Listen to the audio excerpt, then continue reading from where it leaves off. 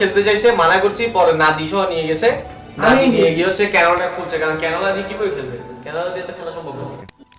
আমরা কথা বলতেছি জেবি চিতাকে নিয়ে, এবং আজকে আমি কোনোভাবেই চিতা ছাড়া অন্য কোনো টপিক, অন্য কোনো কিছু, অন্য কোনো চিন্তা আর মাথায় আনতেই পারতেছি না। গাইজ, আমি তোমাদেরকে আজকে একটু জেবি চিতাকে চেনাবো। একটু জেবি চিতাকে তোমরা হয়তো গেমে চিনো, ওর গেম খেলা দেখেছো বা ওর গেম প্লের ফ্যান ছিলে, বাট বাস্তবতা বা বাস্তবে চিতা কি বা চিতার বাস্তবতাটা কি, এগুলো আজকে একটু তোমাদের সাথে শেয়ার, মানে আমি আজকে চিতাকে নিয়ে দুটা কথা না বললে আমার আজকে ভালো লাগতেছে না। আমি পুরাটা টাইম, আমি যখন থেকে শুনছি যে চিতা আর নাই, চিতা ইন্তেকাল করছে গতকাল রাত 2টার সময় মিরপুর 11-তে সে চিকিৎসাধীন অবস্থায় ইন্তেকাল করছে, তারপর থেকে আমার মাথা থেকে যাচ্ছেই না যে চিতার সাথে আর মাত্র 3 দিন আগেও আমরা কলে কথা বলতেছিলাম। তো ওই সময় চিতা বলতেছে যে ভাই, আমি ইন্ডিয়া যাব, আমি ইন্ডিয়া যে আমার আমার আমার অপারেশন করাবো ভাই, আমি দোয়া করেন, আমি সুস্থ হয়ে ফিরে আসতে চাই ভাই, আমি সুস্থ হয়ে ফিরে আসি ভাই, দোয়া করেন। আমরা ভাই মানে ও এই যে জব ব্রেকার স্কোয়াডটা, এটা বাংলাদেশের সব থেকে কনসিস্টেন্ট একটা স্কোয়াড। আমি কখনো হয়তো এত আহামরি ওদেরকে বড় করে দেখায় ভিডিও টিডিও বানাইনি, কিন্তু মানে বড় করে দেখানোটা আমার ভালো লাগে না, কিন্তু ওদের যে কনসিস্টেন্সি, বাংলাদেশ ই স্পোর্টসের ইতিহাসে ওদের যে অবদান, জব ব্রেকার্স এই নামটার যেই মানে এই নামটার যে মাধুর্য, এই নামটার যে ভালোবাসাটা কাজ করে নামটা শুনলে, এটা বাংলাদেশে আর কোন টিম আছে বা কোন টিমের প্রতি এরকম কাজ করে? হয়তো অন্য টিমের প্রতি বাকিদের কাজ করতে পারে, বাট আমার ওরা বাদে আমার কারোর প্রতি এই ফিলিংসই কাজ করে নাই। এবং জব ব্রেকার্স আমার সাথে কানেক্টেড হয়েছে খুব কাকতালীয় ভাবে। তোমরা হয়তো যারা পুরাতন প্লেয়ার আছো, হয়তো যারা নতুন তারা জানবা না, এরা জানার কথাই না, যারা পুরাতন তারা জানবে যে জব ব্রেকার্স মানে ছিল নাইম আলমের স্কোয়াড।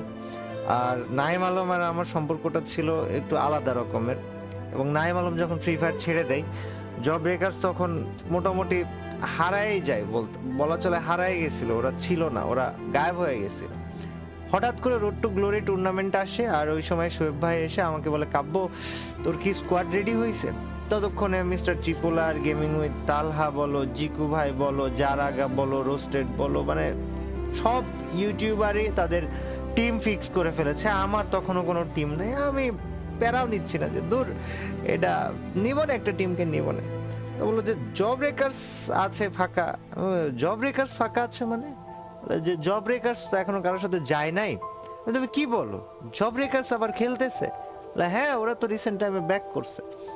তো পরে শোয়েব ভাইয়ের কাছে এই কথা শুনে জব ব্রেকার্স এর সাথে একটা মিটিং অ্যারেঞ্জ করি, আর ওই মিটিং এ উপস্থিত ছিল চিতা ছিল, তারপর ফ্রিক ছিল, মানে তানভীর ছিল, আমাদের সিয়াম ছিল, কুট্টুস ছিল, ওরা সবাই ছিল। ওদের সাথে আমার আনুষ্ঠানিক যাত্রা শুরু হয় এই রোড টু গ্লোরি টুর্নামেন্টের মাসখানেক আগে থেকে। এর মাঝখানে আমরা রোড টু গ্লোরি টুর্নামেন্ট খেলি, হেরে যেতে যাই, মানে 5টা ম্যাচ, ভাবো যে 6 নম্বরেরও পরের পজিশনে আমরা আছি দাম করে। মানে এই যে 5টা ম্যাচ হচ্ছে, 5টা ম্যাচে ফ্রিকের বা চিতার একই কথা যে ভাই প্যারা নিয়েন না, সমস্যা নাই, আমরা জব ব্রেকার্স ভাই, আমরা এক ম্যাচে খেলা ঘোরাই দিই। তো 6 নাম্বার ম্যাচে দাম করে এমন একটা গেম প্লে হইলো যে আমার মনে হয় বাংলাদেশ ই স্পোর্টসের ইতিহাসে এটা অন্যতম একটা সেরা ম্যাচ আমার কাছে। আর আমরা সেকেন্ড হই রোড টু গ্লোরি টুর্নামেন্টে। তো চিতা, ওই সময় চিতা, ফ্রিক, কুট্টুস সবাই ছিল। চিতার স্পেসিফিক ভাবে আমি যদি বলি, চিতার ইচ্ছা ছিল যে ওরা 2021 না 22-এর FFBC তে ওরা সেকেন্ড হয়েছিল, রানার্স আপ হয়েছিল। ওদের ইচ্ছাই ছিল বা চাহিদাই ছিল যে FFBC-টা জিতবে, FFBC চ্যাম্পিয়ন হবে, ওদের সে অ্যাবিলিটি আছে।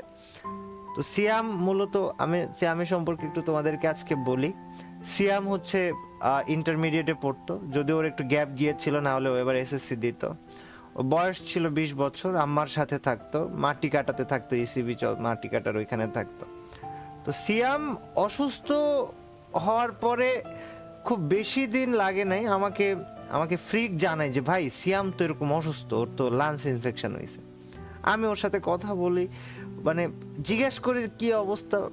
বিশ্বাস করো ভাই, মানে কসম খোদার, ও যে একটা ছেলে, ও যে একটা মারা গেছে, ও যে একটা ছেলে, ওর কথাবার্তা কোনো জায়গায় তুমি বলতেই পারবা না যে ছেলেটা অসুস্থ, মানে ও অসুস্থ, বা ওর কথার মধ্যে এরকম ধরনই নাই।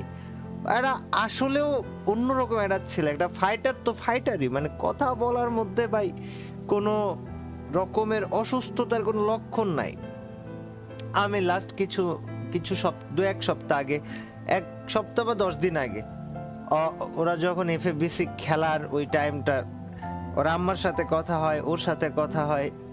ও আমারে বলে যে ভাই আমি জিজ্ঞেস করি কি অবস্থা, তুই কবে সুস্থ হবি? বলে যে ভাই এখন যেহেতু লাংস ইনফেকশন হয়েছে তো ইন্ডিয়া যেতে চাচ্ছি, ইন্ডিয়া যে একটু অপারেশন করাইতে হবে, বাংলাদেশে ডাক্তারকে দিয়ে অপারেশন করালে ভাই জানেনি তো, মানে বাংলাদেশের উপরে আমাদের ম্যাক্সিমাম মানুষের ভরসা নাই, বিকজ বাংলাদেশ একটা এমন পর্যায়ে থাকার দেশ, এদেশের সব থেকেও এদেশে কিছু নাই, এই দেশের জন্য এর থেকে বড় ব্যর্থতা আর কিছু নাই।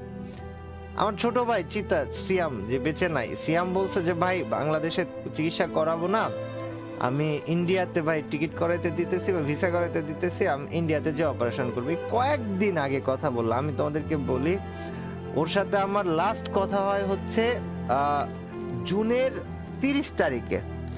ও বলে যে ভাই ভিসা অ্যাপ্লাই যে করবে ওনাকে টাকা পাঠাতে হবে।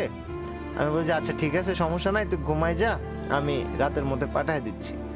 তো ও নিজেকে মানে সুস্থ করার জন্য যথেষ্ট আশাবাদী ছিল ভাই, যথেষ্ট আশাবাদী ছিল। ওর হয়েছিল কি স্পেশালি লাংস ইনফেকশন হয়েছিল, আর যার কারণে ওর হাতে পায়ে সারা শরীরে পানি জমে যাচ্ছিল, এবং লাস্টে সম্ভবত গতকাল রাতে মিরপুর 11-তে তোমার ছিল, ডেল্টা হেলথ কেয়ারে ভর্তি ছিল।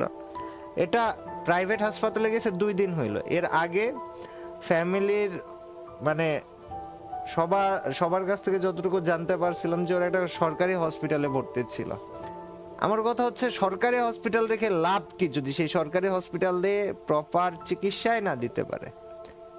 অনেকটা টাইম ওকে ডিলে করাইছে, অনেকটা সময় ওকে ডিলে করাইছে, তারপর ওকে প্রপার চিকিৎসা দেয়নি সরকারি হসপিটাল। ভাই তোরা পারবি না, তোরা বলে দে যে ভাই আমরা পারবো না, ডিলে করাইছে, এবং অনেকটা সময় ডিলে করাইছে। মাত্র 2 দিন হয়েছে বেসরকারি হসপিটালে না পেরে বাধ্য হয়ে ভর্তি হয়েছে। তো ও গতকাল রাত্রে, আমি যতটুকু শুনলাম তানভীর মানে আমাদের ফ্রিকের কাছ থেকে, গতকাল রাত্রে সম্ভবত হৃৎপিণ্ডের ভালভে কোথাও একটা পানি জমে যাওয়ার কারণে বা ঢুকে যাওয়ার কারণে ও ইন্তেকাল করে। তবে ওর অনেক বাঁচার ইচ্ছা ছিল, অনেক চেয়েছিল সুস্থ হয়ে ফিরে আসবে, অনেক অনেক করে চেয়েছিল। ওকে তানভীর মানে ফ্রিক অনেকবার ওয়ার্নিং দিছে যে তুই এভাবে ডিলে করিস না, এটা দ্রুত অপারেশন করা। ও মানে কিছু বলার নেই। আর তোমরা যারা ভাই স্পোর্টস দেখো, আমি তোমাদেরকে বলি, যারা স্পোর্টস দেখো বা ভালোবাসো বা স্পোর্টস লাভার আছো, মানে জব ব্রেকার স্কোয়াড ফ্রি ফায়ারের বাংলাদেশের স্পোর্টস এর শুরু থেকে আজ পর্যন্ত থাকা সব থেকে আমি আবারও বলতেছি সব থেকে বেশি কনসিস্টেন্ট থাকা স্কোয়াড, এই স্কোয়াডের তানভীর মানে আমাদের ফ্রিক 22, ওরা ফ্রিক, নাইম আলম, চিতা, মানে এই নামগুলো যখন একটা ম্যাচে আসতো কি যে হইতো, যারা পুরাতন প্লেয়ার শুধু তারাই জানে, তা বাদে কেউ হয়তো বুঝতেও পারবে না। আর এই জব ব্রেকার্সের ওই নাইম আলমের সাথে থেকে ওই সময় মাথা নষ্ট গেম প্লে তখনও চিতা দিত, এখনো চিতা দিয়েছে। এফএফবিসি টাইমে ও হসপিটালে ভর্তি, ওর কোনোভাবে হসপিটাল থেকে বের হওয়ার কোনো নিয়ম নাই। ও এফএফবিসি শুরু হওয়ার 5 মিনিট আগে হসপিটাল থেকে পালায়ে হোটেলে আসছে, ম্যাচ খেলছে, আবার পালায়ে চলে গেছে হসপিটালে। একটা